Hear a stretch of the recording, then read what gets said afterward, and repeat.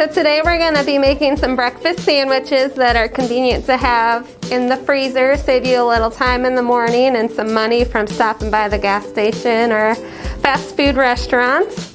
So what I did was I scrambled up 12 eggs here with a little bit of milk, salt, and pepper.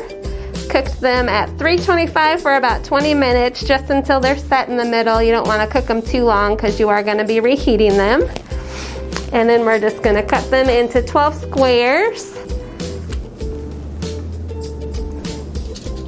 You could also add in some chopped vegetables and cook those in with your eggs. So anything like tomatoes, peppers, or onions to get some more vegetables in there.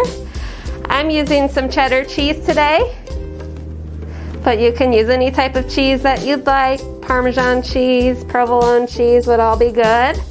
And then you can top it with some extra protein too. So I'm using just regular ham today. You can wrap them in either parchment paper or aluminum foil.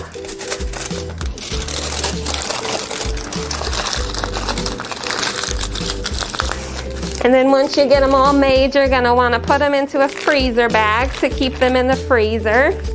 And they'll last in that freezer for anywhere from 4 to 6 weeks. So you can take them out as you need and pull them out. And when you reheat them, you want to either let them thaw overnight the night before, or you can cook them from frozen. You want to start at 50% power in the microwave for about a minute.